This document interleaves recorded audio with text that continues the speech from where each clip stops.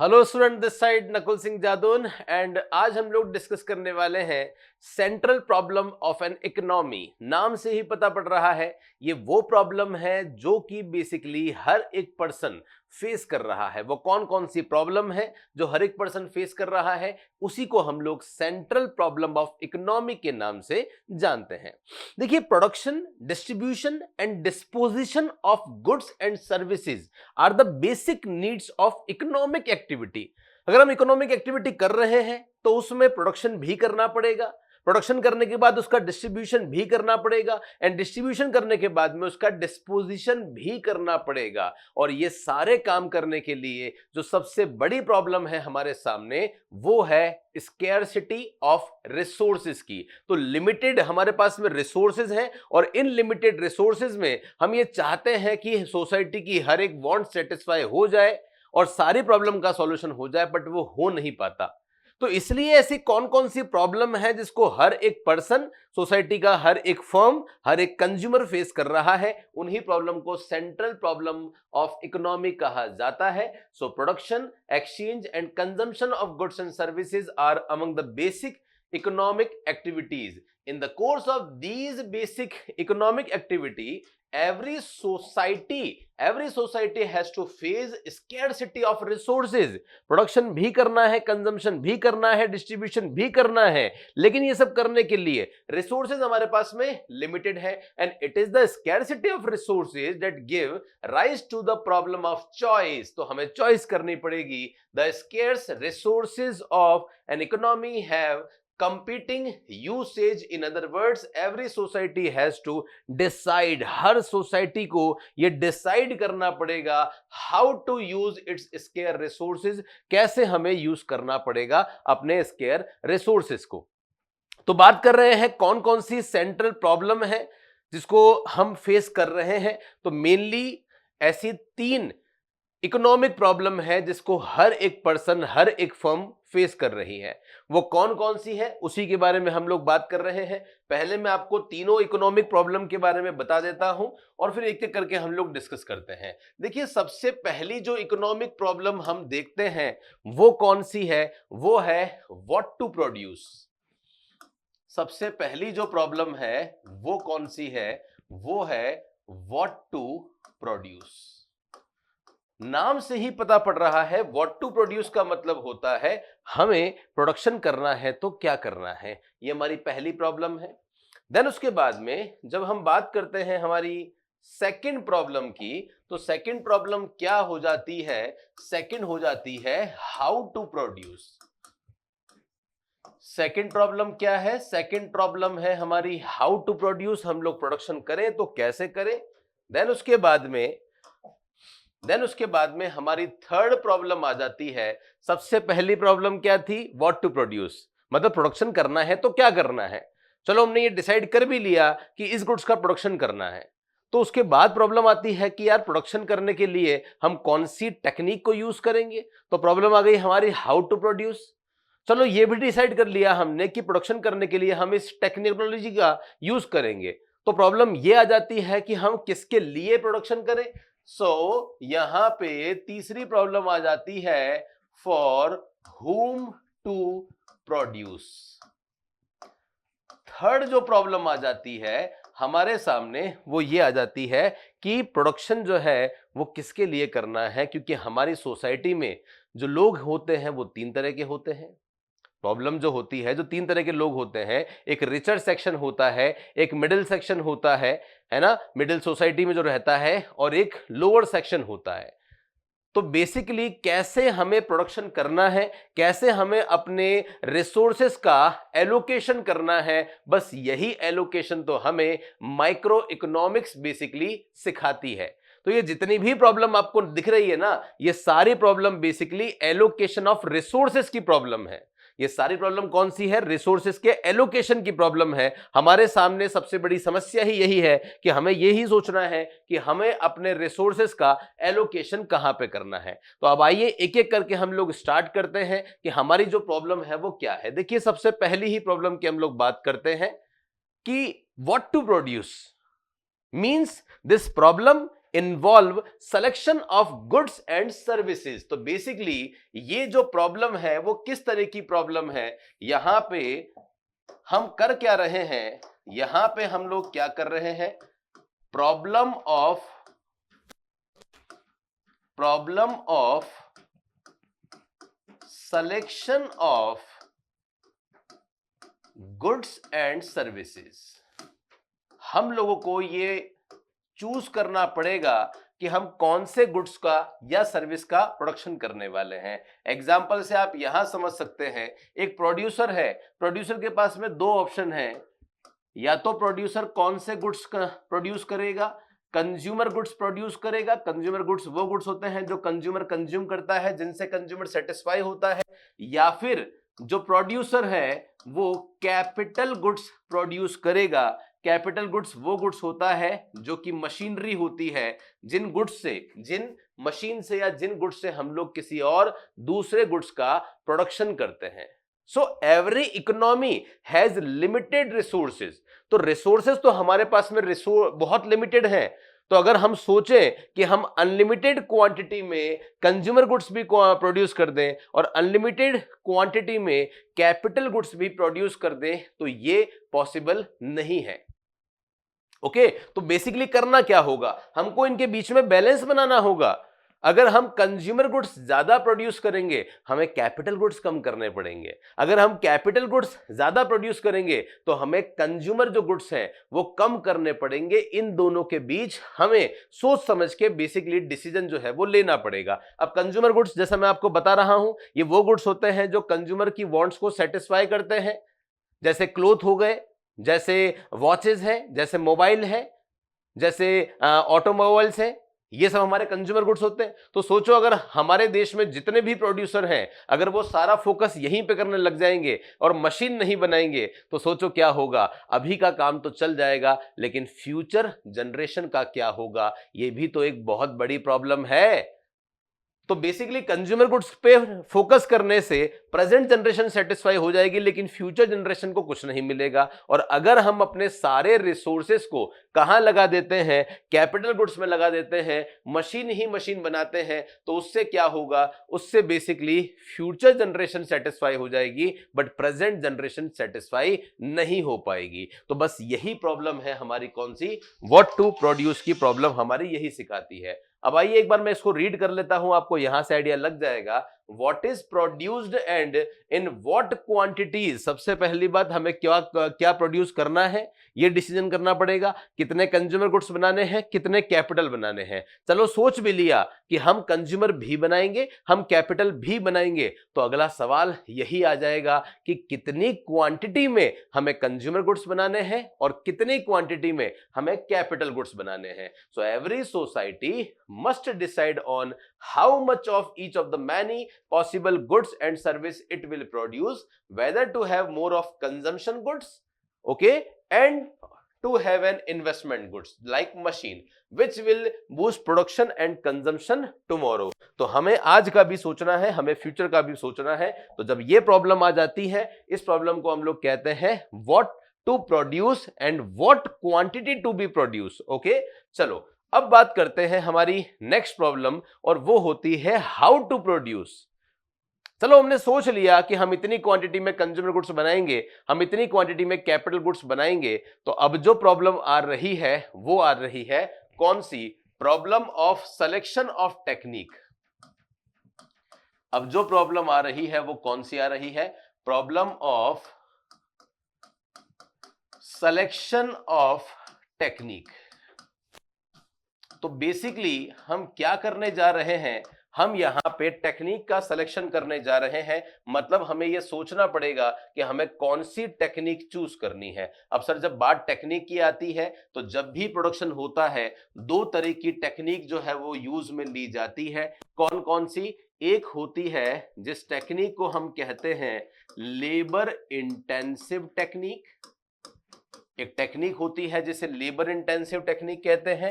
जो दूसरी टेक्निक होती है वो होती है कौन सी, कैपिटल इंटेंसिव टेक्निक। तो प्रोडक्शन करने के लिए ध्यान रखना दो तरह की टेक्निक होती है हमारे पास में। एक होती है labour intensive technique. Sir labour intensive technique में क्या होगा? लेबर इंटेंसिव टेक्निक उस इकोनॉमी के पास में लेबर ज्यादा होंगे लेकिन उस इकोनॉमी में लोगों के पास में काम करने के लिए पैसा कम होगा, पैसा कम होगा। ये कहां फॉलो होती है? ये कहां फॉलो होती है? लेबर इंटेंसिव टेक्निक जो है वो फॉलो कहां होती है? इंडिया में होती है। इंडिया में आज भी आप देखो मैक्सिमम जगह पे लोग अपने हाथों से काम कर रहे हैं, मैन्युअली काम कर रहे हैं। इंडिया में जो लोग हैं, मतलब काम करने के लिए लोग बहुत सारे अनएम्प्लॉयड बैठे हुए हैं, लेकिन मशीन हम लोग इतनी ज्यादा महंगी अफोर्ड नहीं कर पाते, या मशीनों का यूज कम हो रहा है। देखो दोनों के अपने अपने पॉजिटिव नेगेटिव पॉइंट हैं। क्या पॉजिटिव नेगेटिव है अभी बताऊंगा मैं, फिलहाल आपको यह समझ में आ गया होगा। लेबर इंटेंसिव टेक्निक वो टेक्निक होती है जहां पे जो काम हो रहा है वो कौन कर रहे हैं? लेबर अपने हाथों से कर रहे हैं, वहां मशीन का यूज नहीं हो रहा है। So in labour technique more labour and less capital, मतलब मशीन का यूज कम से कम हो रहा है। यहां अगर हम आ जाते हैं तो यहां क्या होगा बताओ? यहां पे क्या होगा? सारा जो काम है वो कैपिटल से होने वाला है और कम से कम काम लेबर से होने वाला है। जैसे आपने सुना होगा, अगर आपके कोई भी जान पहचान में कोई रिश्तेदार है, अगर आप उससे पूछते हो, अगर वो फॉरेन में रहता है, तो उससे पूछना कि क्या फॉरेन में काम वाली जो बाइयां होती है वो इजीली अवेलेबल हो जाती है क्या? तो फॉरेन में इजीली अवेलेबल नहीं होती, जबकि इंडिया में तो अवेलेबल हो जाती है।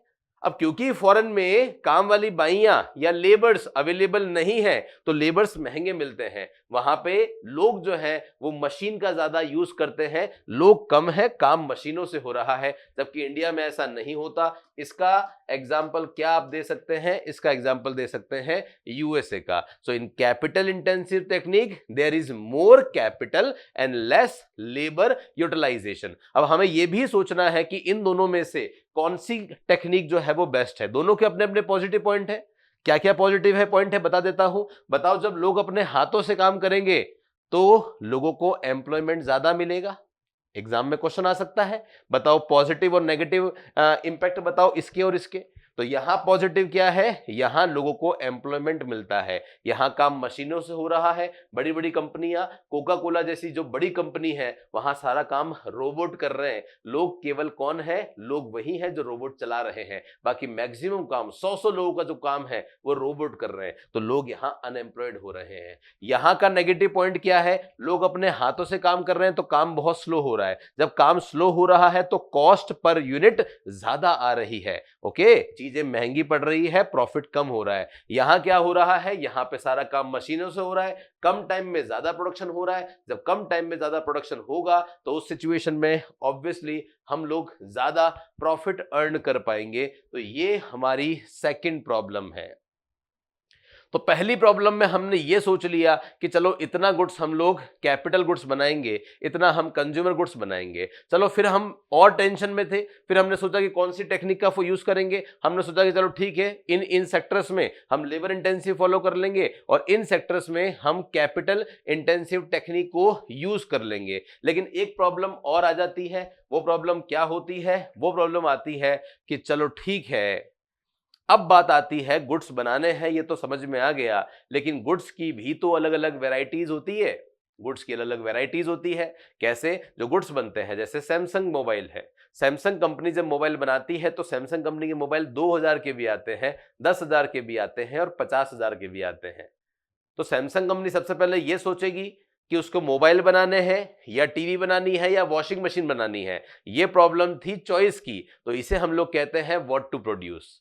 फिर सैमसंग कंपनी ये जो गुड्स बनाएगी उसके लिए कौन सी टेक्निक को यूज करेगी, उसे हम कहते हैं हाउ टू प्रोड्यूस। और तीसरी बात, चलो ये सोच लिया है कि अब मोबाइल बनाने हैं, तो मोबाइल बनाने हैं तो 3000 वाला मोबाइल बनाए या 10,000 वाला बनाए या 50,000 वाला बनाए, कौन से सेक्शन को टारगेट करें, ये भी तो एक बहुत बड़ी प्रॉब्लम है। तो बेसिकली जो लोग होते हैं सोसाइटी में, जो लोग होते हैं वो 3 कैटेगरी के होते हैं और हमें इन तीनों के बारे में सोचना पड़ेगा।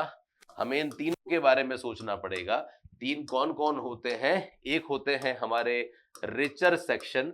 रिचर सेक्शन में वो लोग आते हैं जो सीधा अपना क्रेडिट कार्ड निकालते हैं और चीजें परचेज कर लेते हैं, एक वो लोग होते हैं जो होते हैं हमारे मिडिल सेक्शन वाले, जिसमें ऑलमोस्ट सारी पॉपुलेशन आ जाती है। ये वो लोग हैं जो 8, 10, 12 हजार का, 15 हजार का मोबाइल खरीदते हैं। और एक वो लोग हैं जहां पे लोएस्ट सेक्शन आ जाता है, जिन्हें केवल कीपैड मोबाइल चाहिए या 4,000 5,000 का चाइना वाला फोन दे दोगे।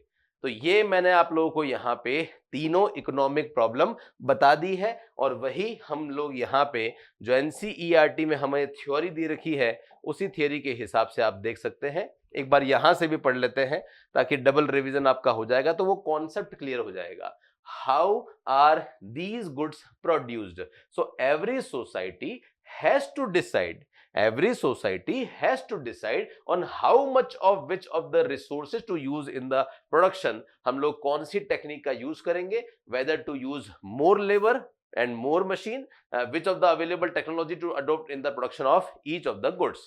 ओके, ये सेकंड प्रॉब्लम थी। थर्ड प्रॉब्लम थी, for whom are these goods produced, who gets how much of the goods that are white collar produce, वही research section in the economy, how should be the produce of the economy be distributed among the individual in the economy। तो ये basically problem मैंने आपको बता दी है, और economy में जो भी प्रॉब्लम्स थी वो हमने देख ली है। इसी को हम लोग बेसिकली किस नाम से जानते हैं, सेंट्रल प्रॉब्लम ऑफ इकोनॉमी के नाम से जानते हैं। तो मेनली एग्जाम में क्वेश्चन किस तरीके से आ सकता है कि बताओ इनमें से कौन सी सेंट्रल प्रॉब्लम नहीं है, एक ये क्वेश्चन आ सकता है। दूसरा, लेबर इंटेंसिव कैपिटल इंटेंसिव के फीचर और ड्रॉबैक से जो है वो क्वेश्चन आ सकता है, या कौन सी प्रॉब्लम में क्या प्रॉब्लम हम लोग कर रहे हैं, मतलब सिलेक्शन ऑफ टेक्निक, ये कौन सी प्रॉब्लम है, तो ये हाउ टू प्रोड्यूस वाली प्रॉब्लम है ना। रिसोर्सेस का रीएलोकेशन कैसे होगा, ये प्रॉब्लम कौन सी है, so for whom to produce है। तो इस तरीके से एग्जाम में क्वेश्चन आपके बन सकते हैं, जिसका आप मुझे लगता है आराम से आंसर दे पाओगे। ओके, चलिए गाइज, तो अब हम यहां पे जो बात करने जा रहे हैं वो एक एग्जाम्पल से बात करने जा रहे हैं, ताकि चीजें आप लोगों को समझ में आएगी। ये एक एग्जाम्पल दे सकते हैं जहां पे कॉर्न भी आपको दे रखा है एंड कॉटन भी दे रखा है, लेकिन ये एग्जाम्पल आपको तभी समझ में आएगा जब आप एक कॉन्सेप्ट पढ़ोगे, जिस कॉन्सेप्ट को प्रोडक्शन पॉसिबिलिटी कर्व के नाम से जाना जाता है। तो उसी कॉन्सेप्ट की अब हम चर्चा यहां पे करने जा रहे हैं। तो गाइज, एक छोटा सा कॉन्सेप्ट अब हम लोग स्टार्ट कर रहे हैं, जिस कॉन्सेप्ट को क्या कहते हैं उसी की डेफिनेशन भी यहां पे आप लोगों को दे रखी है। उस कॉन्सेप्ट को जो हम जानते हैं वो किस नाम से जानते हैं, उसे हम जानते हैं प्रोडक्शन, उसे हम जानते हैं production possibility, production possibility curve के नाम से जानते हैं। ओके, प्रोडक्शन पॉसिबिलिटी कर्व के का जो कॉन्सेप्ट है वो हम स्टार्टअप करने वाले हैं। देखो, वैसे तो नाम से ही क्लियर हो रहा है, प्रोडक्शन पॉसिबिलिटी कर्व मतलब ये वो कर्व होने वाला है जहां पे हम प्रोडक्शन की डिफरेंट पॉसिबिलिटीज को शो करने वाले हैं।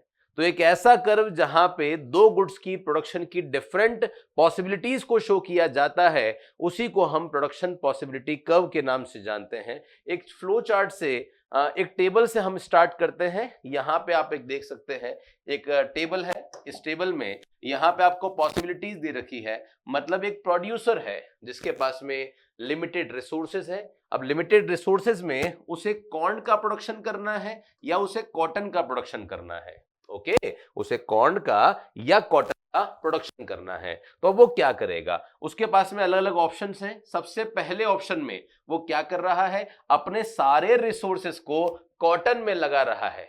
तो अगर एक प्रोड्यूसर अपने सारे रिसोर्सेस को कॉटन में लगा देगा और कॉर्न में नहीं लगाएगा, तो यहां पे कॉटन का प्रोडक्शन तो 10 हो जाएगा, लेकिन कॉर्न 0 हो जाएगा, ऑब्वियसली, क्योंकि उसने अपने सारे रिसोर्सेस को कॉटन में ही लगा दिया है। एक लास्ट कॉम्बिनेशन और देख लो, लास्ट जो कॉम्बिनेशन है, कॉम्बिनेशन नंबर ई, इस कॉम्बिनेशन में वो अपने सारे रिसोर्सेस को कॉर्न में लगा रहा है, कॉटन में नहीं लगा रहा है। तो जब सारे रिसोर्सेस को उसने कॉर्न में लगा दिया, तो बेसिकली कॉर्न कितने प्रोड्यूस हो गए, 4, लेकिन कॉटन कितना हो गया, 0। तो इस कॉम्बिनेशन से इस कॉम्बिनेशन के बीच में जितने भी और कॉम्बिनेशंस बनने वाले हैं, जब हम उन कॉम्बिनेशंस को एक कर्व पे प्रेजेंट करेंगे, उसी कर्व को बेसिकली क्या कहा जाएगा, उसी कर्व को हम प्रोडक्शन पॉसिबिलिटी कर्व के नाम से जानेंगे।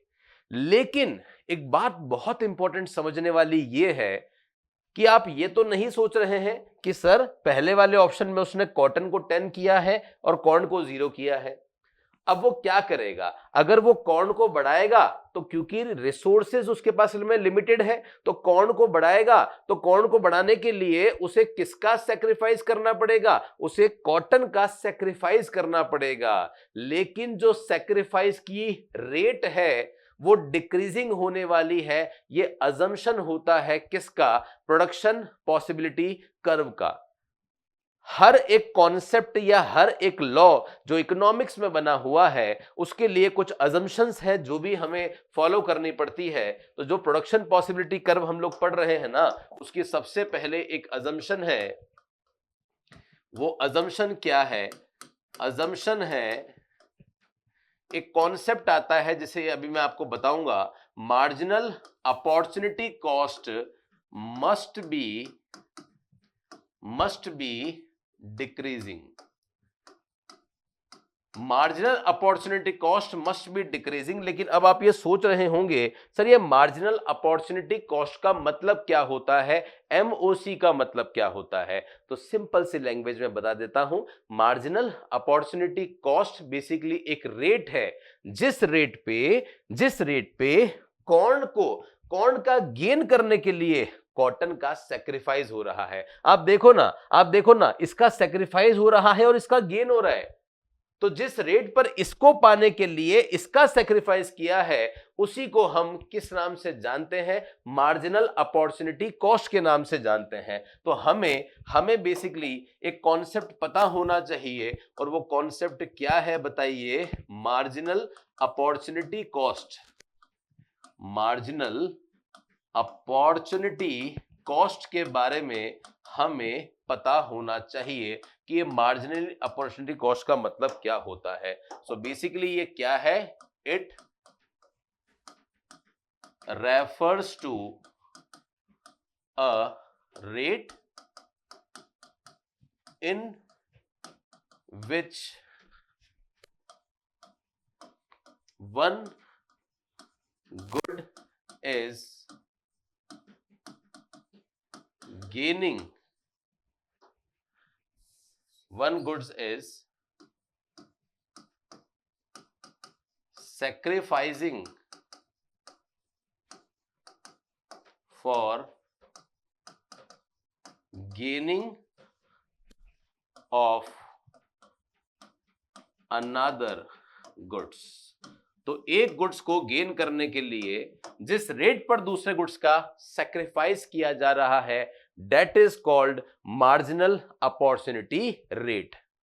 या आप ये भी कह सकते हैं कि MOC refers to the number of units of a commodity sacrifice to gain one additional unit of another commodity.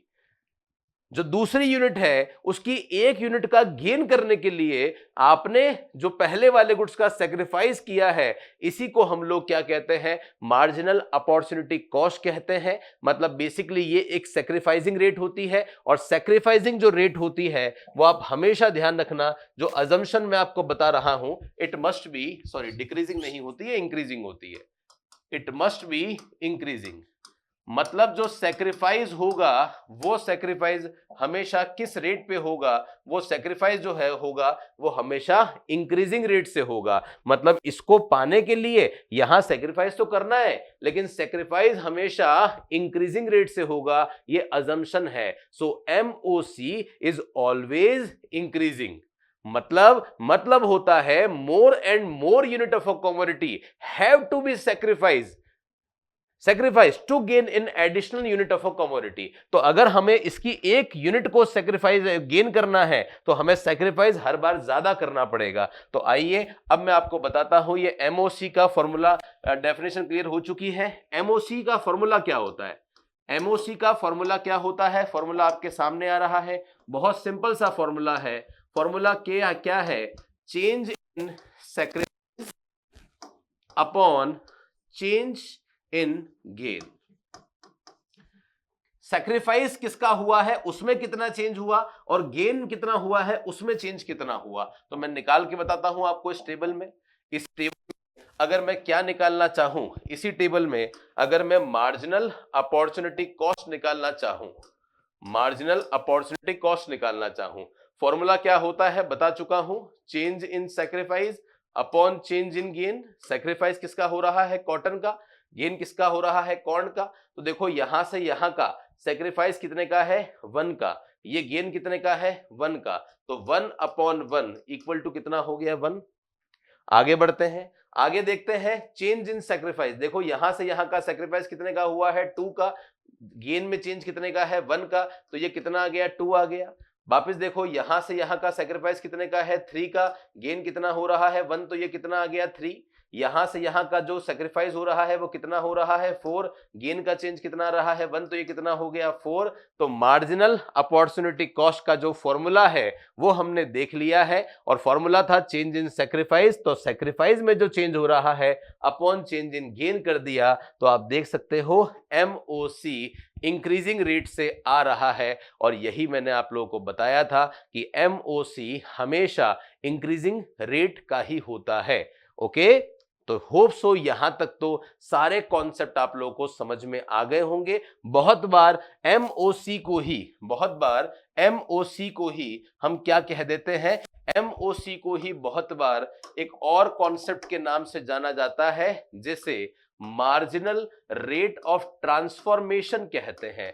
तो अगर मैं मार्जिनल रेट ऑफ ट्रांसफॉर्मेशन कहूं, तो मार्जिनल रेट ऑफ ट्रांसफॉर्मेशन जिसे एमआरटी कहा जाता है, तो ध्यान रखना इकोनॉमिक्स में एमआरटी कहूं या मार्जिनल अपॉर्चुनिटी कॉस्ट कहूं, एक ही बात है। और दोनों का फॉर्मूला क्या होता है? Change in unit sacrifice upon change in unit gain. इस तरीके से अगर आप याद रखेंगे तो आराम से हो जाएगा। और मैंने आपको यहां से बता भी दिया है कि कैसे यहां पे ये टेबल हम लोगों ने ड्रॉ किया है। अब ये जो टेबल आपको दिख रहा है, अगर मैं इसी टेबल को एक कर्व पे शो करता हूं तो उस कर्व को ही प्रोडक्शन पॉसिबिलिटी कर्व कहते हैं। तो आइए मैं यहीं पे, हमारे पास में स्पेस है, मैं यहीं पे एक डायग्राम बनाने की कोशिश करता हूं। आपको उस डायग्राम से मे भी शायद अच्छे से समझ में आ जाए कि मैं आपको क्या समझाने की कोशिश कर रहा हूं। ओके, ये हमने इकोनॉमिक्स में डायग्राम बनाया है। गाइज हम लोग पहला डायग्राम बना रहे हैं यहाँ पे इकोनॉमिक्स का। अच्छा, आपके लिए एक बहुत अच्छी बात यह है कि जब आप लोग 12th क्लास में होते हो तो आपका जो पैटर्न होता है वो सब्जेक्टिव होता है, तो वहां डायग्राम बनाना सीखते हो आप। लेकिन अब आपका जो पैटर्न है कॉम्पिटिटिव एग्जाम्स में, वो क्या होता है? जो पैटर्न होता है वो ऑब्जेक्टिव होता है। तो ऑब्जेक्टिव में डायग्राम बनाना नहीं सीखना, डायग्राम तो बनाया आएगा वहां पे। हमको तो उस डायग्राम का एनालिसिस अच्छे से पता होना चाहिए ताकि चीजों को हम लोग समझ सकें। तो हमेशा इकोनॉमिक्स में जब भी कोई डायग्राम बनता है, ये हमारा ओरिजिन होता है, ये हमारा वाई एक्सिस होता है, ये हमारा एक्स एक्सिस होता है। क्योंकि यहां आप दिख रहे हो, यहां पे एक सैक्रिफाइस दिख रहा है, तो सैक्रिफाइस वाली यूनिट हमेशा यहां पे आएगी। बताओ सैक्रिफाइस किसका हो रहा था? कॉटन का हो रहा था। मैं कॉटन को यहां ले लूंगा। गेन किसका हो रहा था? इसका हो रहा था, तो मैं इसको यहां पे ले लूंगा। ओके, अब आप देख सकते हैं कॉटन कहां से स्टार्ट हो रहा है। कॉटन 10 पे दिख रहा है आपको, 10 9 7 4 0 हुआ, ये 0 1 2 3 4 हो गया। तो बेसिकली यहां जब मैं यूनिट लूंगा, यहां जो मैं यूनिट लूंगा वो कितनी कितनी आने वाली है? तो यहां ले लिया मैंने 2, यहां ले लिया 4, यहां ले लिया 6, यहां ले लिया 8 और यहां ले लिया 10। ओके, अब जब मैं ये डायग्राम बनाऊंगा, जैसे पहले वाले कॉम्बिनेशन में, बताओ पहले वाले कॉम्बिनेशन में हमारे पास में कौन है क्या? पहले वाले कॉम्बिनेशन में कौन नहीं है? पहले वाले में कॉटन। बताओ कॉटन कितना है? 10 है, मतलब ये रहा पॉइंट पहले वाला। लास्ट वाला जो कॉम्बिनेशन है, कॉम्बिनेशन ई, उसमें कॉटन नहीं है, कॉर्न है। और कॉर्न कितना है? यहां अगर मैं देखता हूं तो ये 1, उसके बाद में 2, ये 3, ये 4, ये 5 आ जाता है। तो जो ई वाले कॉम्बिनेशन में कौन हमारा कितना है? 4 है। तो ये हमारा होने वाला है। ओके। और जब मैं ये डायग्राम यहां बनाऊंगा तो ये डायग्राम कुछ इस तरीके से बनने वाला है। ये हमारा पॉइंट ए हो जाएगा। ऐसे ही यहां पे पॉइंट बी में ये कितना दिख रहा है, 9 दिख रहा है ना, तो बी बेसिकली यहां होने वाला है।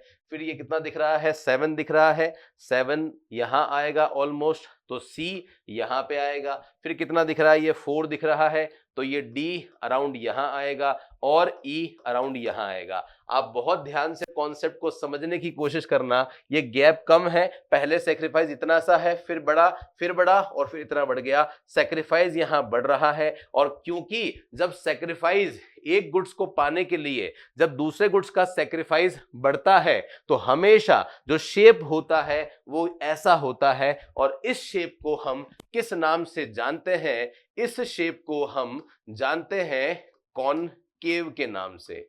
ये शेप क्या होता है? कॉनकेव होता है। ओके, कैसे पता पड़ा? आप देखो यहां पे एक केव जैसा शेप आ रहा है, गुफा बन रही है, तो ये जो शेप होता है इसे हम कॉनकेव कहते हैं। ओके, अब बात को समझने की कोशिश करना। अब यहां आपको कुछ कॉम्बिनेशंस नजर आ रहे होंगे, combination A B C D E. क्या इन सभी कॉम्बिनेशन में हमने अपने रिसोर्सेस का 100% यूटिलाइज कर लिया है? हां सर, कर लिया है भैया। या तो हम अपने रिसोर्स को यहां लगा रहे हैं या यहां लगा रहे हैं, लेकिन ध्यान रखना इन सारे कॉम्बिनेशन में हमने अपने सारे रिसोर्सेस का यूटिलाइज कर लिया है। तो अब अलग अलग पॉइंट्स होते हैं जिन पॉइंट्स के बारे में हम बात करने जा रहे हैं। 3 तरह के पॉइंट्स होते हैं, ध्यान देना। सबसे पहले points on the production possibility curve, वो सारे पॉइंट जो प्रोडक्शन पॉसिबिलिटी कर्व पे होंगे, जैसे कि point number A B C D E. इन सारे पॉइंट का मतलब क्या होता है? क्या हमने अपने रिसोर्सेस का यूज कर लिया है? हाँ, कर लिया। ध्यान रखना, वो सारे पॉइंट जो कि कहां होते हैं, वो सारे पॉइंट जो कि होते हैं हमारे प्रोडक्शन पॉसिबिलिटी कर्व के ऊपर, मतलब हमने अपने रिसोर्सेस का फुल्लर यूटिलाइजेशन कर लिया है। सो फुल्लर यूटिलाइजेशन ऑफ रिसोर्सेज आपको यहां पे देखने को मिल जाता है, वो पॉइंट जो कि प्रोडक्शन पॉसिबिलिटी कर्व के ऊपर होते हैं। और बात करते हैं, ये हमारी पहली कैटेगरी हो गई। आगे आ जाओ, नेक्स्ट कैटेगरी की बात हम लोग कर लेते हैं। जो नेक्स्ट कैटेगरी है वो है सेकंड। सेकंड में हम बात करेंगे किसकी? सेकंड में हम बात करेंगे point inside the production possibility curve. ये रहा हमारे सामने प्रोडक्शन पॉसिबिलिटी कर्व। सपोज एक ऐसा पॉइंट है जो यहां है, बताओ यहां है, इसका मतलब कुछ कर्व हमारा ऐसा बनेगा। बताओ ऐसा कर्व बनेगा, इसका मतलब क्या हुआ? हम यहां तक जा सकते थे, हमारे पास बजट 5 लाख का था, लेकिन अभी हमने जो खर्चा किया है वो इतना ही किया है। ये तो वही बात हो गई कि बजट 5 लाख का था, मारुति की कोई अच्छी कार लेकर आ सकते थे, लेकिन हम टाटा नैनो लेकर आ गए और हम प्रोडक्शन पॉसिबिलिटी कर्व के अभी प्रेजेंट में अंदर हैं। इसका मतलब क्या हमने अपनी इनकम को पूरा खर्च कर दिया? नहीं किया। अगर इनकम को खर्च करते, अगर रिसोर्सेस का फुल्लर यूटिलाइजेशन करते, अगर हम अपने सारी मशीन्स का यूज करते, तो हम इतना प्रोडक्शन कर लेते। अभी हम यहां हैं, तो वो पॉइंट जो कि प्रोडक्शन पॉसिबिलिटी कर्व के अंदर है, उसका मतलब क्या होगा? अंदर है उसका मतलब होगा अंडर यूटिलाइजेशन। उसका मतलब क्या होगा? उसका मतलब होगा अंडर यूटिलाइजेशन ऑफ रिसोर्सेज। हमने अपने रिसोर्सेज का 100% बोलो क्या कर लिया है? यूटिलाइजेशन कर लिया है। आगे की बात करता हूं मैं, आगे बढ़ते हैं। आगे क्या है? तीसरा पॉइंट हम किसके बारे में बात कर रहे हैं? तीसरे पॉइंट में बात कर रहे हैं point outside the production possibility curve. वो पॉइंट जो कि प्रोडक्शन पॉसिबिलिटी कर्व के बाहर है। तो जो पॉइंट प्रोडक्शन पॉसिबिलिटी कर्व के बाहर है, उसका मतलब क्या होगा? मतलब अब मैं यहां एक ऐसे पॉइंट की बात करने जा रहा हूं जो यहां पे है। अब सोच के देखो, एक ऐसा पॉइंट जो कि यहां है, तो हमारा प्रोडक्शन पॉसिबिलिटी कर्व तो ये रहा, लेकिन अभी हम फिलहाल यहां जा रहे हैं, मतलब 5 लाख का बजट है, सपने देख रहे हैं मर्सिडीज के, बजट है 5 लाख का, लेकिन सपने देख रहे हैं किसके? मर्सिडीज के। तो क्या ये पॉसिबल है? आप कहोगे सर नहीं नहीं नहीं, ये तो पॉसिबल नहीं हो पाएगा, क्योंकि हमारा बजट जो है वो तो इतना ही है। अगर हम अपने सारे रिसोर्सेस का यूज भी कर लें तो ही हम यहीं पे जा सकते हैं, और यहां पे जाना तो पॉसिबल नहीं है। तो इस पॉइंट को क्या कहते हैं? इस पॉइंट को हम कहते हैं अनअटेनेबल कॉम्बिनेशन। बोलो, इसे क्या कहा जाता है? तो इसे कहा जाता है अनअटेनेबल कॉम्बिनेशन। अनअटेनेबल कॉम्बिनेशन का मतलब गिवन रिसोर्सेस से इन पॉइंट्स पे जाना पॉसिबल नहीं है। तो गाइस, मैंने ये पूरा ऑपरेशन करके आपको बता दिया है कि प्रोडक्शन पॉसिबिलिटी कर्व के अगर आप ऊपर होंगे तो क्या होगा, इसके अंदर होंगे तो क्या होगा, इसके बाहर होंगे तो क्या होगा। ये सारी बातें, सारे कॉन्सेप्ट मुझे लगता है आपको 100% समझ में आ गए होंगे। ओके, अब ये जो कर्व आपको दिख रहा है, इस कर्व के कुछ कैरेक्टरिस्टिक्स होते हैं, और उन कैरेक्टरिस्टिक्स से एग्जाम में क्वेश्चन पूछा जा सकता है। आप उसे कैरेक्टरिस्टिक्स कह सकते हो, आप उन्हें properties of production possibility curve कह सकते हो, ये सब कह सकते हो। तो बस वो और पढ़ाना है, उसके बाद में ये टॉपिक हमारा जो है वो एंड हो जाएगा। हमारा टॉपिक क्या हो जाएगा? एंड हो जाएगा। तो मैं अब यहां पे आपको क्या पढ़ाने वाला हूं? अब मैं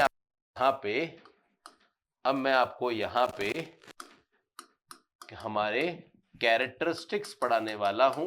कैरेक्टरिस्टिक्स क्या होते हैं, या हम बात कर रहे हैं प्रॉपर्टीज की। तो प्रॉपर्टीज और इनडिफरेंस कर्व, इनडिफरेंस कर्व की जो प्रॉपर्टीज होती है वो क्या क्या होती है? तो सबसे पहली जो प्रॉपर्टी है वो क्या है, जो मैं आप लोगों से ऑलरेडी बात कर चुका हूं, कि प्रोडक्शन पॉसिबिलिटी कर्व, या इसे प्रोडक्शन पॉसिबिलिटी फ्रंटियर भी कहते हैं, इसका स्लोप कैसा होता है? बताओ, इसका स्लोप अपवर्ड है या डाउनवर्ड है? इसका जो स्लोप है वो अपवर्ड है या डाउनवर्ड है? आप कहोगे सर अपवर्ड तो ऊपर जाता, ये तो ऐसा स्लोप है, मतलब सर ये डाउनवर्ड स्लोप है। तो यही इसका सबसे पहला फीचर हो जाता है, यही सबसे पहला फीचर हो जाता है। Production possibility curve is downwards sloping. मतलब इसका जो कर्व है वो किस प्रकार से है? एक डाउनवर्ड कर्व होने वाला है। So production possibility curve shows the maximum possible combination of two goods which can be produced with the available resources and technology। तो ये मैंने आपको स्टार्टिंग में मैं क्या बता रहा था? मैं आपको स्टार्टिंग में कुछ अजम्पशन भी बता रहा था। अजम्पशन में पहली अजम्पशन बता दी है, दूसरी अजम्पशन क्या होगी? दूसरी अजम्पशन होगी रिसोर्सेज। दूसरी अजम्पशन क्या होगी? Resources are limited. रिसोर्सेज जो है वो लिमिटेड भी हैं और फिक्स भी हैं, एंड गिवन। मतलब रिसोर्सेज को बढ़ाया नहीं जा सकता।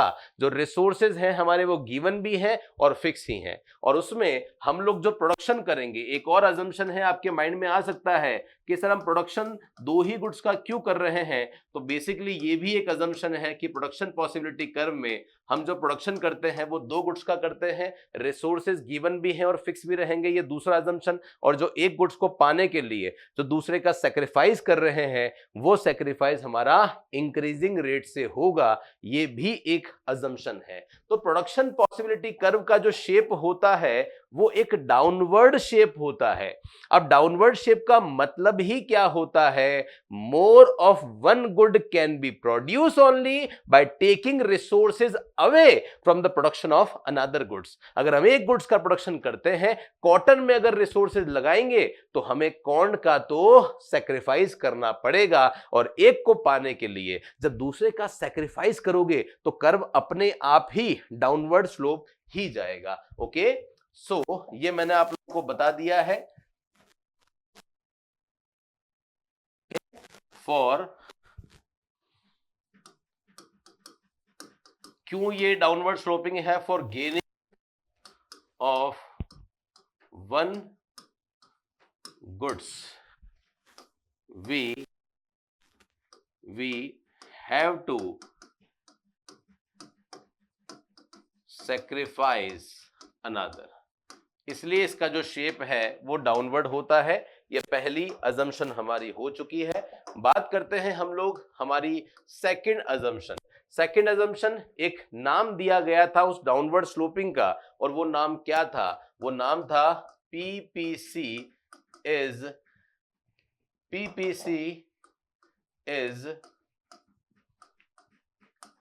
कॉनकेव। प्रोडक्शन पॉसिबिलिटी कर्व का जो शेप होता है वो कैसा होता है? कॉनकेव शेप होता है। कॉनकेव शेप बता ही दिया है मैंने आपको, एक केव बनता है। अब केव क्यों बनता है? Because of increasing marginal rate of transformation. तो इसका भी रीजन लॉजिक पूछा जा सकता है कि बताओ इसका रीजन क्या होता है? तो रीजन होता है बेसिकली क्या? Increasing rate of marginal opportunity cost.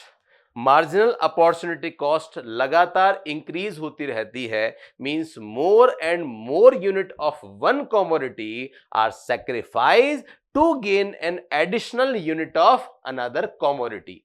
Okay, so ये मैंने आपको बता दिया है। और वैसे भी MRT या MOC इंक्रीज होता है, ये एक अजम्पशन होती है, ये आपको पता होना चाहिए। तो ये दो अजम्पशन मोस्ट इंपॉर्टेंट है जो PPC की है, जो मैंने आप लोगों को बता दी है। होप सो यहां तक आपको PPC का जो कॉन्सेप्ट है वो क्लियर हो चुका होगा। अंडर यूटिलाइजेशन कब होता है, अटेनेबल कॉम्बिनेशन कौन से होते हैं, अनअटेनेबल कॉम्बिनेशन कौन से होते हैं, ये मैंने आपको बता दिया था। PPC के ऊपर है तो क्या होगा, PPC के बाहर है तो क्या होगा, ये सारी बात बता दी है। एक क्वेश्चन बहुत बार घुमा देता है, क्वेश्चन कैसा आएगा? प्रॉपर्टीज तो हमारी हो चुकी है। क्वेश्चन एक बार बहुत बार क्या आ जाता है? क्वेश्चन आ जाता है if MOC is constant. Question क्या आया? क्वेश्चन आया अगर MOC कांस्टेंट है, what is the shape of? अगर MOC कांस्टेंट है, what is the shape of production possibility curve? अगर MOC कांस्टेंट है, कांस्टेंट का मतलब समझ रहे हो? एक को पाने के लिए दूसरे का जो सेक्रीफाइस है ना, वो इंक्रीजिंग नहीं होगा, सेम रेट पे होगा। मतलब same amount of commodity is sacrifice to gain an additional unit of another commodity. तो पहली बात तो ये पॉसिबल नहीं है, क्योंकि हमने अजम्पशन ही माना था कि वो इंक्रीज होगा। लेकिन फिर भी क्वेश्चन अगर पूछ लिया गया कि बताओ अगर वो कांस्टेंट होता है तो PPC कैसा होगा, आपका आंसर क्या हो जाएगा? आपका आंसर हो जाएगा कि उस सिचुएशन में PPC का जो शेप होगा वो कैसा होगा? PPC का जो शेप होगा वो स्ट्रेट लाइन होगा। मतलब PPC कुछ ऐसे बनने वाला है अगर सैक्रिफाइस MOC कांस्टेंट रहेगा। ये क्वेश्चन आपके एग्जाम में डेफिनेटली पूछा जा सकता है। एग्जाम में ये भी क्वेश्चन पूछा जा सकता है इफ MOC इज डिक्रीजिंग। अगर MOC बोलो क्या होगा? अगर MOC अगर डिक्रीजिंग नेचर का होता है तो उस सिचुएशन में प्रोडक्शन पॉसिबिलिटी कर्व में क्या इंपैक्ट आने वाला है?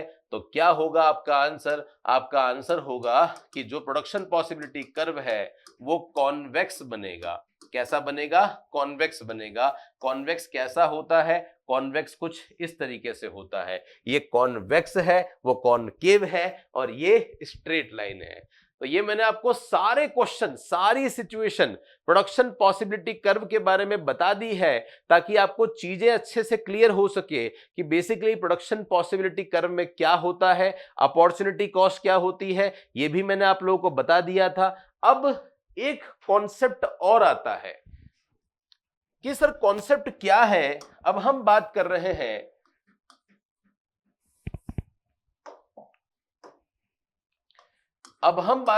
हैं किसके बारे में? हम बात कर रहे हैं change in production possibility curve. क्या प्रोडक्शन पॉसिबिलिटी कर्व में चेंज होना पॉसिबल है? क्या प्रोडक्शन पॉसिबिलिटी कर्व चेंज होगा? चेंज का मतलब समझ रहे हो आप? चेंज का मतलब होता है कि वो अपनी जगह से ही चेंज हो रहा है। तो बेसिकली यहां क्या हो सकता है, चेंज में दो सिचुएशन जो है वो हो सकती है, दो सिचुएशन जो है वो हो सकती है। सबसे पहली सिचुएशन है, हो सकता है प्रोडक्शन पॉसिबिलिटी कर्व में क्या हो जाए, शिफ्ट हो जाए, या हो सकता है प्रोडक्शन पॉसिबिलिटी कर्व में रोटेशन हो जाए। समझ रहे हो? या तो प्रोडक्शन पॉसिबिलिटी कर्व में क्या हो जाए, शिफ्ट हो जाए प्रोडक्शन पॉसिबिलिटी कर्व में। तो पहली बात तो यह आती है कि sir production possibility curve shift हो रहा है। इफ पीपीसी विल शिफ्ट, कब होगा, मतलब सिचुएशन कौन सी होगी? So when there is a change in productive capacity, जब रिसोर्सेज या टेक्नोलॉजी में चेंज होगा तभी ये पॉसिबल है। पहली बात तो आप ये समझ लो, ये कब पॉसिबल है? ये तभी पॉसिबल है जब क्या होता है बोलो, जब चेंज होता है, बोलो किस में चेंज होता है? या तो रिसोर्सेज में। वैसे रिसोर्सेज में चेंज होता नहीं है क्योंकि वही हमारी अजम्पशन थी, लेकिन अगर रिसोर्सेज में चेंज हो जाए या टेक्नोलॉजी में चेंज हो जाए तो आप समझ लेना प्रोडक्शन पॉसिबिलिटी कर्व में चेंज आ गया है। कैसे चेंज आ गया है? मेरे पास में जो पहले रिसोर्सेज थे, अगर वो रिसोर्सेज बढ़ जाएंगे, पहले कैपिटल 10 लाख थी, अब कैपिटल 20 लाख हो गई, तो दोनों ही गुड्स का, चाहे कॉर्न का चाहे कॉटन का, प्रोडक्शन बढ़ेगा। पहले मैं पुरानी मशीन से प्रोडक्शन कर रहा था, अब मैं नई मशीन से प्रोडक्शन कर रहा हूं, तो जब नई मशीन से प्रोडक्शन कर रहा हूं इसका मतलब हो गया है कि बेसिकली मेरी टेक्नोलॉजी बदल गई है तो भी प्रोडक्शन बढ़ेगा। तो जब ऐसा होता है तो कैसी सिचुएशन आने वाली है आप ये समझ लो। अगर मैं पहले यहां था, बराबर है, पहले मैं यहां था, अगर मान लो रिसोर्सेज और टेक्नोलॉजी बदल गई तो रिसोर्सेज बदलने से और टेक्नोलॉजी बदलने से मेरा प्रोडक्शन पॉसिबिलिटी कर्व बोलो कहां चला जाएगा? मेरा प्रोडक्शन पॉसिबिलिटी कर्व जो है वो राइटवर्ड शिफ्ट हो जाएगा। बोलो क्या हो जाएगा? मेरा प्रोडक्शन पॉसिबिलिटी जो कर्व है वो कहां शिफ्ट हो जाएगा? वो राइटवर्ड में शिफ्ट हो जाएगा। सर क्या ये लेफ्टवर्ड भी हो सकता है? हाँ हो सकता है। इन जनरल ऐसा होता नहीं है लेकिन हो तो सकता है। अगर रिसोर्सेस कम हो जाएंगे या मेरी टेक्नोलॉजी जो है वो पुरानी हो जाएगी तो ये कहां शिफ्ट हो जाएगा? ये लेफ्ट में शिफ्ट हो जाएगा। तो ये भी पॉसिबल है। तो क्वेश्चन यहां से भी बन सकता है, बताओ शिफ्ट कब होगा? जब अजम्पशन क्रॉस करेंगे, अजम्पशन के अगेंस्ट में जाएंगे और टेक्नोलॉजी या रिसोर्सेज में चेंज होगा तो डेफिनेटली ये हो सकता है।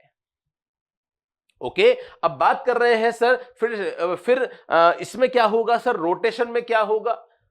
तो रोटेशन भी तभी होगा जब किसी एक गुड्स के रिसोर्सेज या टेक्नोलॉजी जो है वो चेंज होने वाली है। तो बेसिकली यहां पे क्या होगा?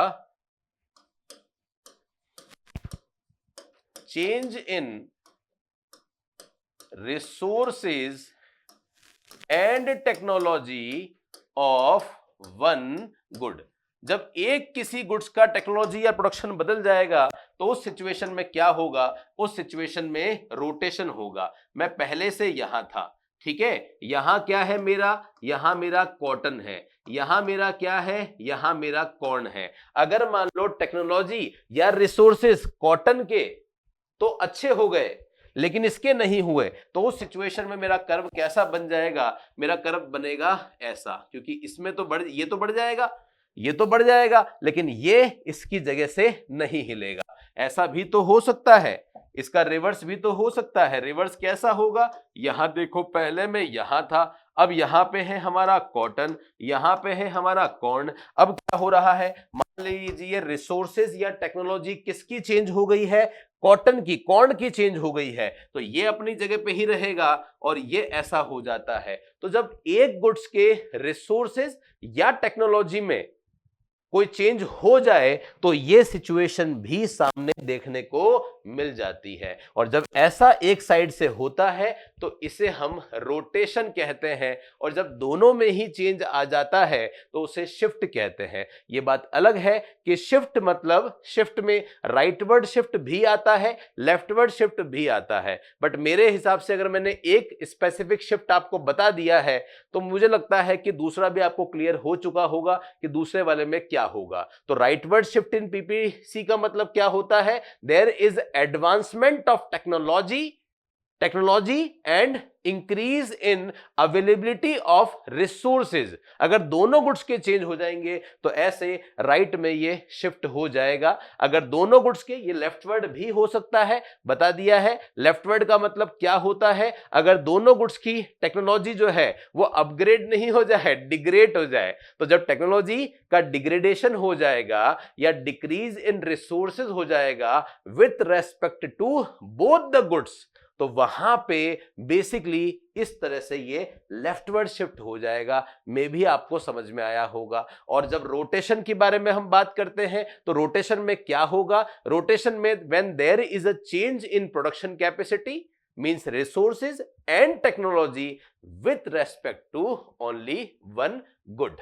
जब एक गुड्स में ऐसा चेंज होगा तो इस तरीके से क्या क्या सिचुएशन होगी मैंने आपको बता दिया है। अब या तो रोटेशन, अब एग्जाम में क्वेश्चन कैसा आएगा? ये वाई एक्सिस है, ये एक्स एक्सिस है। एग्जाम में क्वेश्चन पूछा कि बताओ कॉटन के रिसोर्सेज बढ़ गए, बताओ इससे जो चेंज होगा वो कौन से एक्सिस पे होगा? वाई एक्सिस पे होगा या एक्स एक्सिस पे होगा? तो आपका आंसर होगा वाई एक्सिस पे चेंज होगा, एक्स एक्सिस कांस्टेंट रहेगा। यहां पे चेंज एक्स एक्सिस में हो रहा है और वाई एक्सिस कांस्टेंट है। ये मैंने आपको प्रोडक्शन पॉसिबिलिटी कर्व का शिफ्ट और रोटेशन का जो कॉन्सेप्ट है गाइज वो बता दिया है। इसके बाहर एग्जाम में क्वेश्चन नहीं आता है। तो अभी तक हमने जितना भी ये टॉपिक देखा है उस पे बेस कुछ क्वेश्चंस मैं आप लोगों को करवा देता हूं। उन क्वेश्चन से आप लोगों को एक आइडिया लग जाएगा कि ओके, ऐसे क्वेश्चन हमारे एग्जाम में पूछे जा सकते हैं,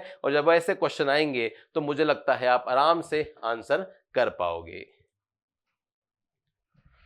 सो अभी तक जो मैंने पढ़ाया है एक बार हम लोग जल्दी से नोट्स में जो दे रखा है वहां से भी एक बार देख लेते हैं ताकि चीजें आपको समझ में आए कि ओके ये सब चीजें हम लोगों ने दे रखी है। तो देखिए यहाँ पे आपको बेसिकली एक डेफिनेशन दे रखी है प्रोडक्शन पॉसिबिलिटी सेट की। प्रोडक्शन पॉसिबिलिटी सेट क्या होता है ये हम सब जानते हैं। An allocation of the scarce resources of the economy give rise to a particular combination of different goods and services given the total amount of resources it is possible to allocate the resources in many different ways and thereby achieving different mix of the all possible combination and services। ठीक है, अलग अलग combinations आते हैं। The collection of all possible combination of goods and services that can be produce from a given. ये definition है production possibility curve की। Okay, यहां से लेता हूं मैं, ये डेफिनेशन स्टार्ट हो रही है। The collection of all possible combination, जितने कॉम्बिनेशन थे हमने देख ही लिए कॉटन और कॉर्न के, of the goods and services that can be produce from a given amount of resources. जैसा मैंने कहा रिसोर्सेज गिवन भी होंगे और फिक्स भी होंगे। And a given stock of technology भी कांस्टेंट रहेगी, is called production possibility set. चाहे प्रोडक्शन पॉसिबिलिटी सेट कहो या प्रोडक्शन पॉसिबिलिटी कर्व कहो, एक ही बात है। देन मैंने आपको अपने हिसाब से भी समझा दिया है रिसोर्सेज, और यहां पे आप कह सकते हो टेक्नोलॉजी, दोनों कांस्टेंट रहेगी। ठीक है, और ये फिर यहाँ पे एक टेबल से देखा हमने, मार्जिन अपॉर्चुनिटी कॉस्ट क्या देखा होता है वो भी देख लिया, कैरेक्टरिस्टिक्स भी देख लिए, एमओसी क्या होता है, एमओसी का शेप कब कांस्टेंट होगा, कब स्ट्रेट होगा, कब कॉन्वेक्स होगा, पीपीसी में शिफ्ट होगा तो क्या होगा, रोटेशन होगा तो कैसे होगा, ये हमने देख लिया है। और इसी बात को आप देख सकते हैं यहाँ बताया गया है। प्रोडक्शन पॉसिबिलिटी कर्व को प्रोडक्शन पॉसिबिलिटी फ्रंटियर भी कहते हैं। ओके, एनी पॉइंट ऑन और बिलो द कर्व रिप्रेजेंट। तो इस कर्व पे जितने पॉइंट हैं इसका मतलब ये हुआ है कि हमने अपनी रिसोर्सेज का पूरा यूज कर लिया है। यही बताया था मैंने, the curve give the maximum amount of corn that can be produce in the economy for any given amount of cotton and vice versa. This is called production possibility frontier. So production possibility frontier जिसे हम PF भी कहते हैं, give the combination of corn and cotton that can be produce when the resources of the economy are fully utilise. तो हम लोग ये मान रहे हैं कि जो भी पॉइंट यहां है, मतलब हमने अपने रिसोर्सेज को पूरा यूटिलाइज कर लिया है। बाकी जो बात है अपॉर्चुनिटी कॉस्ट वाली, वो मैं आपको बता चुका था, और अनअटेनेबल कॉम्बिनेशंस कौन सा होता है वो भी हम लोग देख चुके हैं। ओके, चलिए अब दो टॉपिक और हैं चैप्टर के, वो भी हम लोग कवर कर ही लेते हैं, देन उसके बाद में हम एमसीक्यू एक साथ ही देख लेंगे ताकि सारी चीजें आप लोगों को कवर हो सके। तो हम बात अब करने जा रहे हैं किसके बारे में? बात हम करने जा रहे हैं टाइप्स ऑफ इकोनॉमी के बारे में। हम बात करने जा रहे हैं मार्केट इकोनॉमी क्या होती है, हम बात करने जा रहे हैं सेंट्रल प्लान्ड इकोनॉमी क्या होती है, दोनों के बारे में हम लोग चर्चा करेंगे। देखिए, पहले समझने की कोशिश करो। वैसे तो अगर हम बात करें, इसे भी मैं एक बार अपने तरीके से आप लोगों को समझाता हूं, और क्या बात है वो यहाँ पे आप समझने की कोशिश कीजिए, यहां समझने की कोशिश कीजिए। हम बात कर रहे हैं किसके बारे में? हम बात कर रहे हैं टाइप्स ऑफ इकोनॉमी। तो इकोनॉमी कितने टाइप की होती है, अगर हम ये देखें तो इकोनॉमी को मोटे मोटे तौर पर हम तीन पार्ट में डिवाइड कर सकते हैं।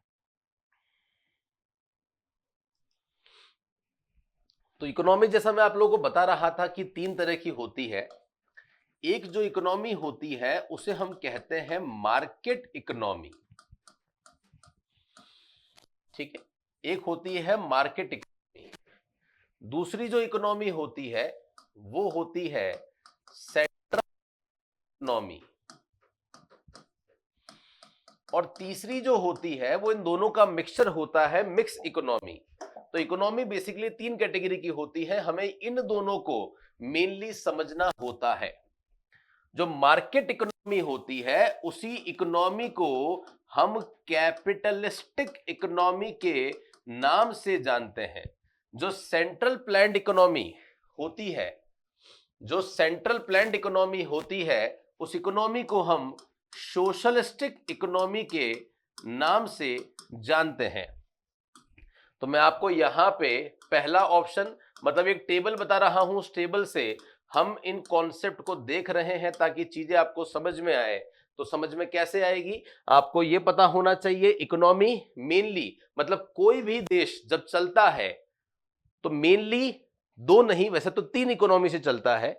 या तो देश को मुकेश अंबानी जैसे लोग चलाएंगे, जब मुकेश अंबानी जैसे लोग देश को चलाएंगे उस इकोनॉमी को हम मार्केट इकोनॉमी के नाम से जानते हैं। मींस इस इकोनॉमी में क्या होता है, इस इकोनॉमी में जो कंट्रोल होता है, इस इकोनॉमी में जो कंट्रोल होता है वो किसका होता है? कंट्रोल होता है प्राइवेट सेक्टर का। प्राइवेट सेक्टर का कंट्रोल होता है। Production are owned, controlled and operated by private sector. सब कुछ सब जो है वो प्राइवेट सेक्टर के द्वारा कंट्रोल किया जाता है। इसलिए ही तो इस इकोनॉमी को हम कैपिटलिस्टिक इकोनॉमी के नाम से जानते हैं। और आप ये भी जानते होंगे कि जब कंट्रोल प्राइवेट सेक्टर का होता है तो प्राइवेट सेक्टर का मोटिव क्या होता है? इनका मोटिव केवल एक होता है, लोगों से पैसा। तो इनका मोटिव होता है प्रॉफिट अर्न करना, जितना हो सके ज्यादा से ज्यादा प्रॉफिट अर्न करना, ये इनका पर्पस होता है। लेकिन जब मैं यहां की बात करता हूं, जब देश को नरेंद्र मोदी चला रहे हैं, उस इकोनॉमी को सेंट्रल प्लान्ड इकोनॉमी कहते हैं। सेंट्रल प्लान्ड इकोनॉमी वो इकोनॉमी होती है जहां जो कंट्रोल किया जा रहा है वो किसके द्वारा किया जा रहा है? गवर्नमेंट कंट्रोल कर रहा है। और जब गवर्नमेंट कंट्रोल करता है तो उनका जो मोटिव होता है वो सोशल वेलफेयर होता है। जो मोटिव होता है वो क्या होता है? बोलो, सोशल वेलफेयर होता है। इसी पॉइंट से एक और बात निकल कर आ जाती है, और वो बात होती है क्या? प्राइस को लेकर, कि सर मार्केट इकोनॉमी में प्राइस होती है वो हाई होती है कि लो होती है? तो यहां जो प्राइस होती है वो हाई होती है, क्योंकि मोटिव प्रॉफिट कमाना होता है। यहां जो प्राइस होती है वो लो होती है, क्योंकि सोशल वेलफेयर होता है। और जब इकोनॉमी दोनों के द्वारा चलाई जाती है तो उस इकोनॉमी को हम लोग बेसिकली मिक्स इकोनॉमी कहते हैं। तो इन चीजों से आप लोगों को समझ में आया होगा, ये वो इकोनॉमी है जहां प्राइवेट ओनरशिप होती है, पर्सन के पास में लैंड, लेबर, कैपिटल, ये सब, इन सब का जो ऑनर होता है वो प्राइवेट सेक्टर होता है। यहां पे जो डिसीजंस लिए जाते हैं वो इंडिपेंडेंट डिसीजन मेकिंग होती है, इन्हें किसी से पूछना नहीं पड़ता है। यहां की अगर हम बात करते हैं, तो ये वो इकोनॉमी होती है जहां हमें अच्छा खासा कंपटीशन देखने को मिलता है। यहां तो कंपटीशन होता ही नहीं है। गवर्नमेंट स्कूल में किस बात का कंपटीशन होता कहां है? यहां होता है। और जब यहां कंपटीशन होता है तो लोगों को प्रोडक्ट और सर्विसेज बेस्ट मिलती है। आप देखो ना, प्राइवेट सेक्टर में सर्विसेज अच्छी मिलेगी, आईसीआईसीआई बैंक में सर्विस अच्छी मिलेगी, लेकिन गवर्नमेंट बैंक में हमें इतनी अच्छी सर्विसेज जो है वो अवेलेबल नहीं होती है। यहां गवर्नमेंट का कोई इंटरफेरेंस नहीं है, प्राइवेट सेक्टर जो करना चाहता है वो कर सकता है, वहां ऐसा नहीं होता। और एक और पॉइंट आप ले सकते हो, क्या होगा वो पॉइंट होगा प्राइस मैकेनिज्म। प्राइस का डिसीजन कैसे लिया जाएगा? तो यहां जो प्राइस का डिसीजन है वो लिया जाता है किससे? बोलो, डिमांड एंड सप्लाई से।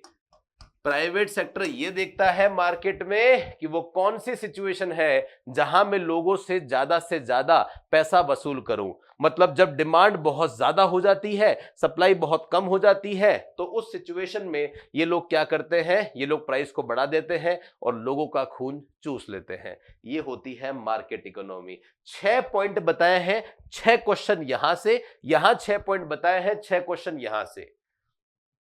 और जिस इकोनॉमी में ये दोनों चीजें देखने को मिलती है, कुछ पार्ट प्राइवेट सेक्टर संभाल रहे हैं, कुछ गवर्नमेंट संभाल रही है। बैलेंस जो प्राइस जो है वो ना ज्यादा है ना कम है, एक बैलेंस प्राइस है, तो उसे हम लोग मिक्स इकोनॉमी कहते हैं। तो सेंट्रल प्लान इकोनॉमी भी आपको समझ में आ गई होगी, जहां पे प्रोडक्शन का जो कंट्रोल है वो गवर्नमेंट के हाथों में है। Okay, production are owned, controlled and operated by government. सब कुछ गवर्नमेंट ही कर रही है, क्योंकि गवर्नमेंट करती है तो इसे सोशलिस्टिक इकोनॉमी के नाम से हम लोग जानते हैं। लेकिन जब बात यहां पे सोशलिस्टिक की होती है तो यहां पे एक अथॉरिटी होती है, उसी के द्वारा जो है वो प्राइस को कंट्रोल किया जाता है। तो आप कह सकते हो कि यहां पे गवर्नमेंट की ऑनरशिप होती है। डिसीजन कितना कंजम्पशन करना है, कितना प्रोडक्शन करना है, कितना इन्वेस्टमेंट करना है, ये सरकार ही डिसीजन लेगी। कंपटीशन के नाम पे यहां पे कुछ नहीं होता, मोटिव सोशल वेलफेयर होता है ना। और यहां पे जो प्राइस है वो कैसे फिक्स होता है? तो यहां पे तो प्राइस मैकेनिज्म होता है, मतलब यहां अलग अलग मंत्रालय बने होते हैं। जैसे एग्रीकल्चर गुड्स की प्राइस क्या होगी, ये कौन डिसाइड करेगा? ये कृषि मंत्रालय जो है वो डिसाइड करेगा। तो मुझे लगता है आप लोगों को दोनों में डिफरेंस अच्छे से समझ में आ गए होंगे। मीनिंग, ओनरशिप आप ले सकते हो, उसके बाद में डिसीजन मेकिंग कैसे होती है, कंपटीशन कैसे होता है, रोल ऑफ गवर्नमेंट यहां पे नहीं है वहां पे होता है, प्रॉब्लम सॉल्व ये लोग कैसे करते हैं। ओके, ये समझ में आया होगा आप लोगों को। और एक और इकोनॉमी जो होती है वो हमारे मिक्स इकोनॉमी होती है, जहां पे दोनों का ही कॉम्बिनेशन देखने को मिलता है। तो एग्जाम में अगर क्वेश्चन आता है कि बताओ वो कौन सी इकोनॉमी है जहां पे coexistence of socialistic and capitalistic economy होता है, उस इकोनॉमी को हम मिक्स इकोनॉमी कहते हैं। Okay, so mix economy combine the feature of both centrally planned economy and market economy. दोनों के फीचर्स जो है वो देखने को मिलते हैं। प्राइवेट सेक्टर को कहीं कहीं फ्रीडम मिलती है, कहीं कहीं वो काम गवर्नमेंट करती है।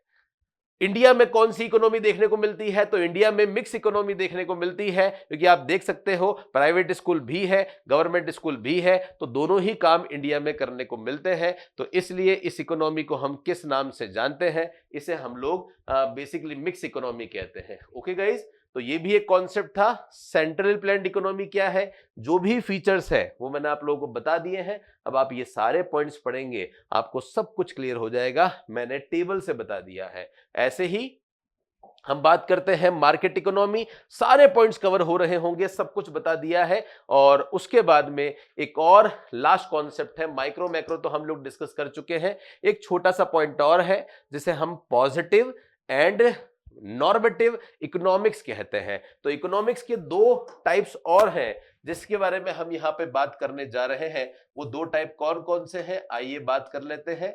एक इकोनॉमिक्स हमारी कौन सी होती है, एक हमारी होती है पॉजिटिव इकोनॉमिक्स। कौन सी होती है, पॉजिटिव इकोनॉमिक्स। एक इकोनॉमिक्स हमारी कौन सी होती है जिसे हम कहते हैं नॉर्मेटिव इकोनॉमिक्स। दोनों में डिफरेंस होता है क्योंकि एनसीईआरटी की बुक्स में ये टॉपिक भी गिवन होता है, तो मैं इस टॉपिक को भी आप लोगों को बता देता हूं ताकि ये भी टॉपिक आपको अच्छे से कवर हो सके। सबसे पहले हम बात करते हैं, ये इकोनॉमिक्स की स्टडी करने के तरीके हैं। मतलब जब इकोनॉमिक्स की स्टडी की जाती है ना, तो दो तरीके हमारे पास में आते हैं। तो पॉजिटिव इकोनॉमिक्स किससे डील करता है और नॉर्मेटिव इकोनॉमिक्स किससे डील करता है, ये हम बात कर रहे हैं।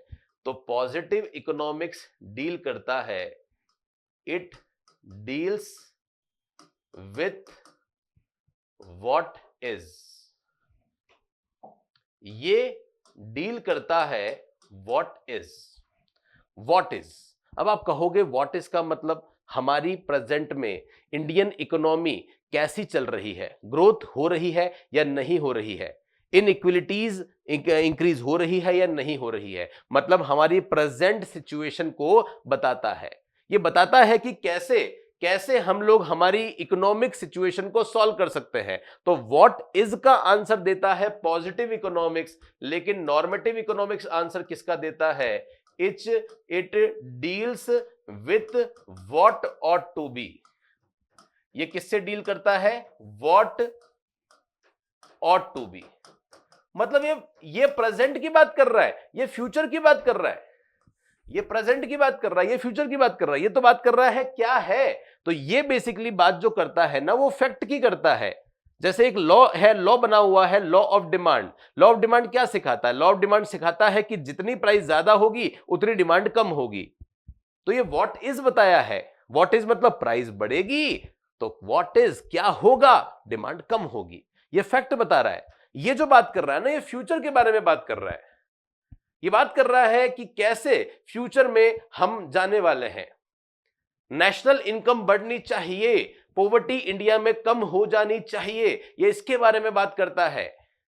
ओके, तो यहां पे अगर आप सेकंड पॉइंट लेते हैं और वो पॉइंट होता है किसका, वेरिफिकेशन का, तो ध्यान रखना ये जो वेरीफाइड करता है ये एक्चुअल डेटा वेरीफाइड करता है। यहां पे कोई एक्चुअल डेटा का वेरिफिकेशन नहीं होता क्योंकि ये तो फ्यूचर के बारे में बात करता है। समझ रहे हो, ये भी एक पॉइंट यहां ले सकते हो। इसका जो पर्पस होता है वो क्या होता है, जैसा हमने बात करी कि ये रियल होता है, so it aims to make real description, है ना। इसका जो पर्पस होता है वो क्या होता है, मेक रियल डिस्क्रिप्शन। ये रियलिटी को बताता है, ये फैक्ट को बताता है, लेकिन ये फैक्ट के बारे में नहीं बात करता है, ये बात करता है डिटरमाइन द आइडल्स। ये किसके बारे में बात करता है, डिटरमाइन द आइडल। मतलब ये एक आइडल सिचुएशन की बात करता है। हमारी नेशनल इनकम ये होनी चाहिए, अनएम्प्लॉयमेंट ये रेट ये हो जानी चाहिए, इनकम इनइक्विलिटी जो है वो कम हो जानी चाहिए, ये इसके बारे में बात करता है। तो आप कह सकते हो कि ये जो बात करता है ना, ये फैक्ट्स के बारे में बात करता है। It is based upon facts. तो ये सजेस्टिव नहीं है, ये सजेस्टिव नहीं है, लेकिन ये तो सजेस्टिव इन नेचर है। ये बेस्ड किस पे होता है, it is based on fact, it is based on opinion. ये जो बेस्ड होता है वो किस पे बेस्ड होता है, ओपिनियन पे बेस्ड होता है। किसी ने कहा वह ठीक है, एक ओपिनियन बन गई है और हम लोग बात कर रहे हैं। तो इसलिए हम लोग कहते हैं बेसिकली कि ये कोई वैल्यू जजमेंट नहीं देता, इट डज नॉट गिव। ये भी एक पॉइंट ले सकते हो, इट डज नॉट, ये क्वेश्चन एग्जाम में आया हुआ क्वेश्चन है, it does not give value judgement, ये वैल्यू जजमेंट के बारे में बात नहीं करता है क्या होना चाहिए क्या नहीं होना चाहिए, लेकिन ध्यान रखना ये जो बात करता है ये वैल्यू जजमेंट के बारे में बात करता है। ये भी एक पॉइंट है जो आप लोग यहां पे ले सकते हो। इस पॉइंट का नाम आप क्या दे सकते हो, वैल्यू जजमेंट दे सकते हो। तो मेरे हिसाब से यहां पे भी आप देख सकते हो 8 क्वेश्चन हो चुके हैं, 4 यहां पे है, 4 यहां पे है, और एक पॉइंट और आप ले सकते हो एग्जांपल्स, है ना। इसके एग्जांपल्स क्या हो सकते हैं, लॉ ऑफ डिमांड, प्रेजेंट में नेशनल इनकम क्या है ये पॉजिटिव इकोनॉमिक्स बताता है, and what should be our national income, what should be India poverty rate, तो ये बेसिकली एक नॉर्मेटिव इकोनॉमिक्स बताता है। ओके गाइज, तो होप सो ये सारे कॉन्सेप्ट आपको बहुत अच्छे से क्लियर हो चुके होंगे, और इसी के साथ हमारा जो फर्स्ट चैप्टर है वो एंड हो चुका है। अब नेक्स्ट क्लास में हम लोग इसके सारे एमसीक्यूज को अच्छे से देख लेंगे ताकि हर एक चीज, हर एक कॉन्सेप्ट आपको क्लियर हो जाए। तो फिलहाल के लिए थैंक यू सो मच आप सभी का इस सेशन में देखने के लिए। मिलते हैं हम लोग नेक्स्ट क्लास में। Thank you so much.